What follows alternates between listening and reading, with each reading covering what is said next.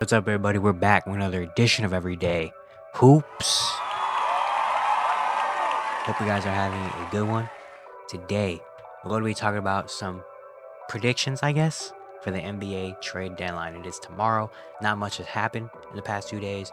I'm going to talk about some teams that should make moves, players that should be moved, and all stuff like that here. And, waiting for tomorrow's deadline.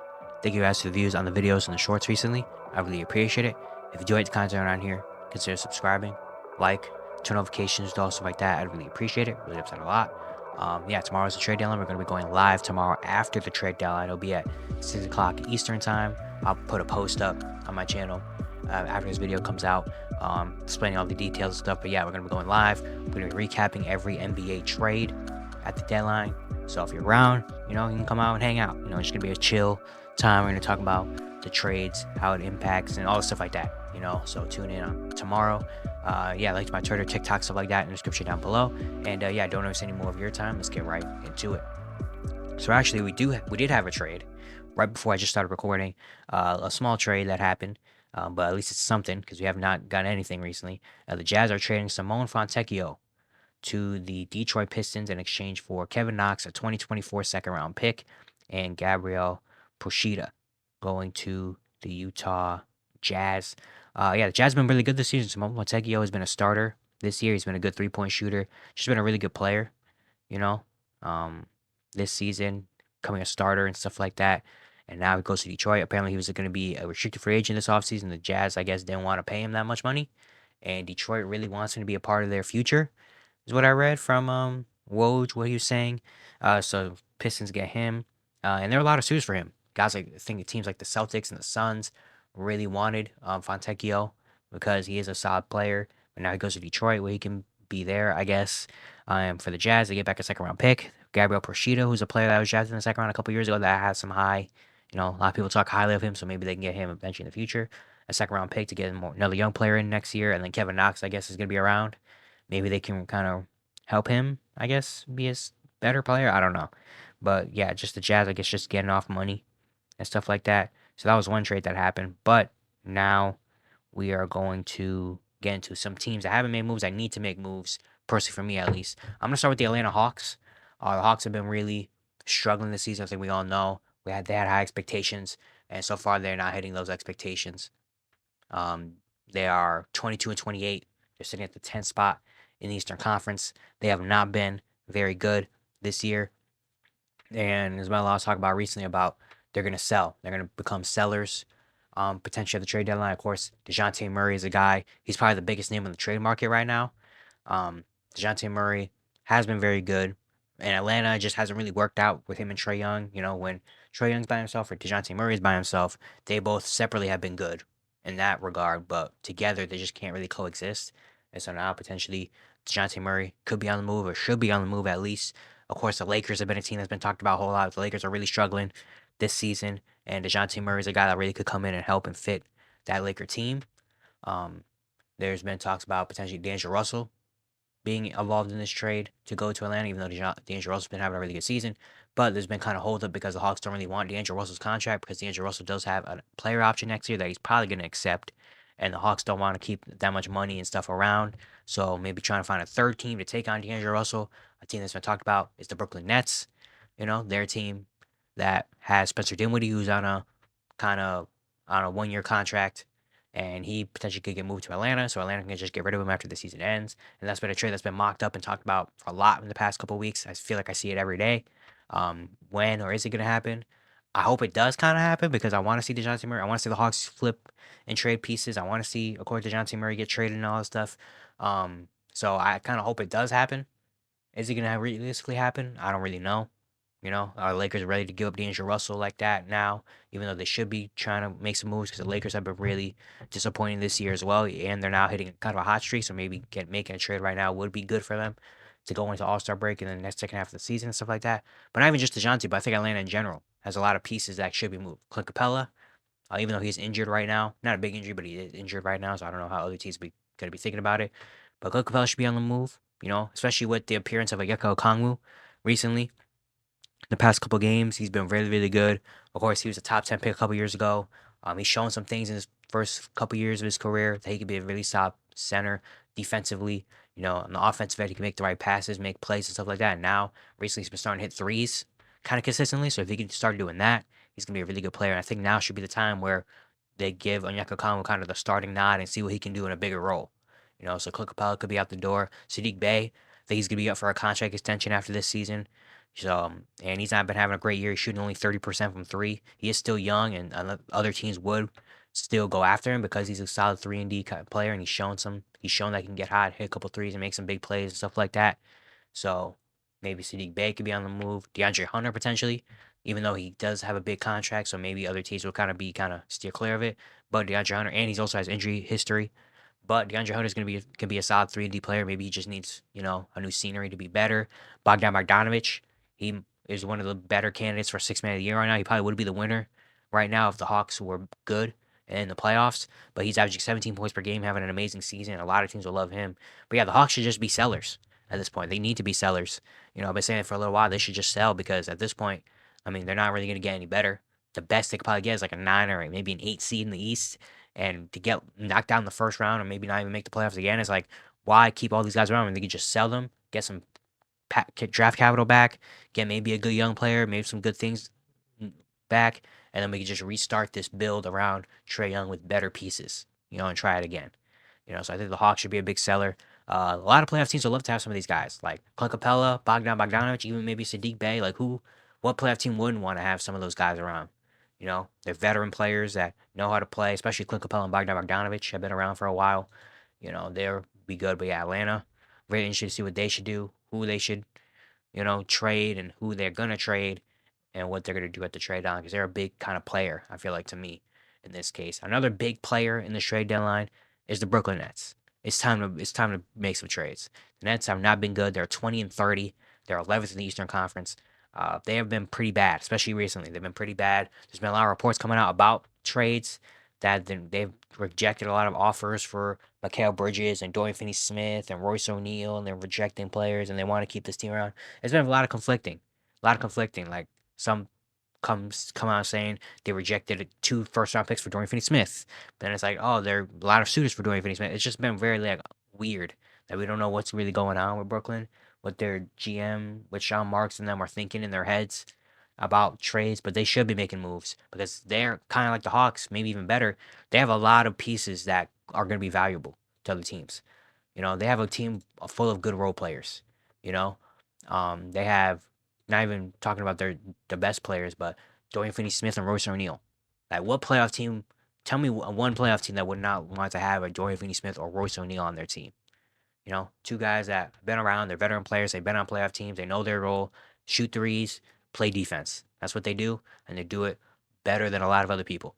Teams would love to have those type of guys on their team.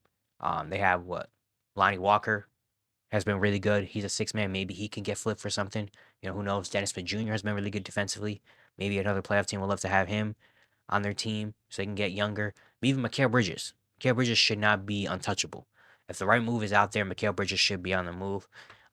We've seen this year he's probably not a number 1 guy on the team. He's probably not an all-star type of player. But him as a number 2 would be perfect for a lot of other scenarios. Teams like the Grizzlies have been a team that's been very talked about a lot because they have a lot of draft capital and stuff like that. And even last year, I think they're in talks about trying to, give a couple picks to get Mikal Bridges. I feel like that would be a good move. But Mikal Bridges should not be untouchable. Even maybe Cam Johnson should be untouchable. There's been some talk about Nick Claxton potentially maybe even being on the move because he has not been as amazing as he was, even though he is still really good, averaging 12, 10, 2 blocks per game, 63% from the field. Maybe and especially he's going to be up for a contract pretty soon, and probably a big one. Or the Nets going to be willing to give him that much money. So maybe he could be on the move. The Nets are a big player too. I feel like the Nets have a lot of players, especially for playoff teams, for guys specifically like Dorian Finney-Smith and Royce O'Neal and them, that potentially, they could be players. And they could be a player in the DeJounte Murray trade like I talked about. If they're willing to take on D'Angelo Russell's contract, and stuff like that, they could be a big player in this trade deadline. And I want to see them make some moves because they really have to. This team is just not good in total on themselves. Even though Ben Simmons has come back and Ben Simmons has been good in his couple games back, like it's just not. They're not going to win any games. They're not going to win many games with this team. They're going to have to break it up, and they have a lot of players again that other teams will really want to have, to make playoff pushes and stuff. But yeah, looking at those are like the two I think like biggest players in this trade deadline, Atlanta and Brooklyn, because they can sell the most and make some moves. Other teams that potentially could be making moves, some of the bottom feeders, like Washington, Tyus Jones, potentially could be on the move. He could be a guy that a lot of playoff teams would love to have. Is a really good point guard. Gafford is having a really, really good season. He could be a guy potentially on the move as another backup center to a good team. Even maybe the big one, Kyle Kuzma. I really would want to see Kyle Kuzma get traded. Is it going to happen? I don't really think so. I'm not betting on it to happen, but I would really love to see Kyle Kuzma get traded. I feel like he's been amazing so far in Washington. He's been like the only good thing to happen over there. He's been by far their best player, and I feel like he could really help a team like Dallas or a team like Sacramento or something like that. He could really, be a big factor in a playoff run to some of those teams. So I feel like Kyle Kuzma could be a guy to be traded. Again, I'm not betting on it. I'm not planning on it. I will not be surprised if we go through the trade deadline and Kyle Kuzma is still a Washington Wizard. I just wouldn't be surprised. But I'm just saying I would want to hope. I would hope. I would want to see it happen that Kyle Kuzma does go to a Dallas or a team like that. Portland, Malcolm Brogdon, of course, has been a name talked about in the trade deadline. A team like the Sixers, the Knicks, stuff like that. Playoff teams, of course, would love to have a Malcolm Brogdon, a guy that just knows his role, plays the game the right way, comes off the bench or starts whoever, and makes some big moves. Jeremy Grant potentially even, but I'm kind of viewing him in the same way as Kyle Kuzma. I was like, I'm not really betting on Jeremy Grant getting traded. It probably won't happen, but maybe a team like Sacramento comes out and says, you know what, we'll make a big offer, go get Jeremy Grant. Why not? A team like that. The Warriors. The Warriors need to make some moves happen. The Warriors team, even though they're another team that their team, I'm not really expecting a lot of things to happen, but they should happen because this Warriors team is not good enough. Even if they do make the play in or whatever, they're not going to be a serious contender in any way. And at this point, with an aging Steph Curry, Klay Thompson, Draymond Green, all this stuff, you don't have that much time left. To maybe make some moves in the playoffs. The thing is, what moves do they really make? I don't know because they don't really have a lot of things of value. And there's not really many star players that can change the team out there at the trade deadline. Like Pascal Siakam's already been dealt. So that's kind of out the window. And now it's kind of like, dang, like Larry Markkinen, are the Jazz trading him? I don't know because the Jazz really are good right now. So it's like there's not really that much left on the trade market in terms of star talent and stuff like that. So I don't know what the Warriors really are going to do. What they do, the Mavericks, they've been a team that has been, potentially could be in on the rumors for maybe a Kyle Kuzma. There's a report that came out the other day. Them and the Bucks were talking between a swap between Grant Williams and Bobby Portis, which would be very interesting.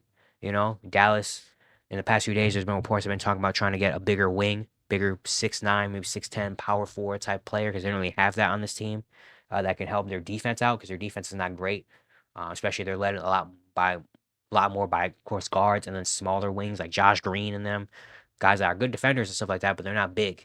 They don't have a lot of size on their teams, despite their centers who are Derek Lively. Even Dwight Powell's not really a big center. You know what I mean? So yeah, they just don't really have a lot of size.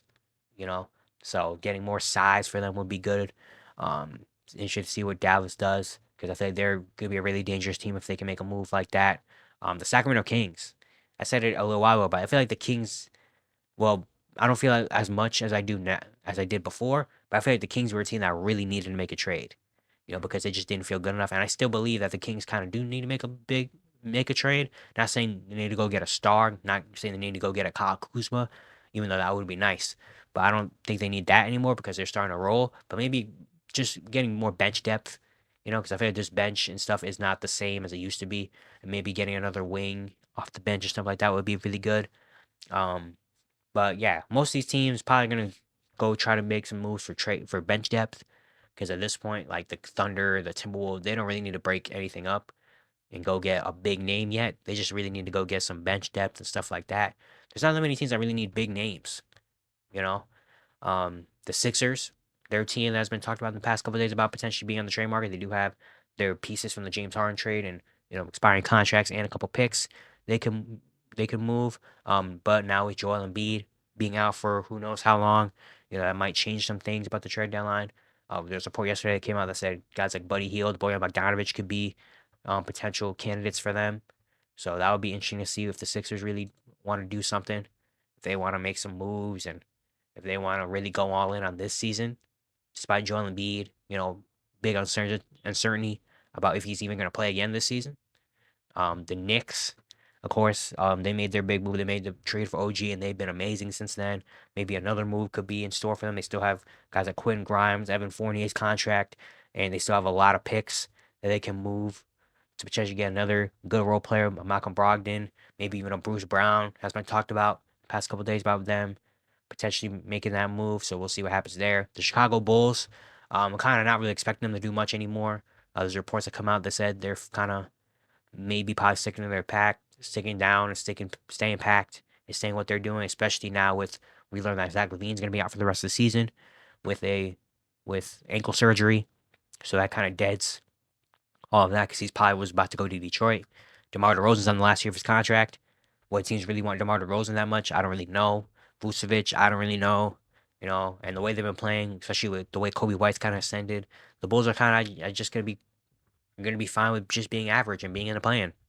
I guess. I'm expecting them not to make any moves. Either maybe Andre Drummond. There's been a lot of teams going after Andre Drummond potentially because he's been having a really good season off the bench. Alex Caruso. I don't really know anymore if he's going to get traded or not, even though a lot of playoff teams would love to have Alex Caruso. He's been one of the better role players in the NBA recently. But it's just, I don't really know what the Bulls do now. The Bulls are probably just going to stay packed, which is boring. But, what can you do? But yeah, this trade deadline, I don't really know what to think of it. There hasn't really been any moves yet, any big moves since the Pascal Siakam one, and that felt like so long ago. There has not been really any moves or anything going on there, you know. So what's really gonna happen to the trade deadline? I don't really know. Maybe I'm kind of gearing up for it to be kind of maybe a disappointing trade deadline. Unfortunately, there's just not really that many big stars and big names and stuff on the trade market right now, unless there's something we don't know, something not being reported. There is a star out there maybe that's angry and wants to get traded. Who knows? Kind of like what happened with Kevin Durant last year, how he quietly just got traded. You know, maybe I'm not really expecting that. Maybe it is gonna happen. Who knows? Because the NBA is a very unpredictable place.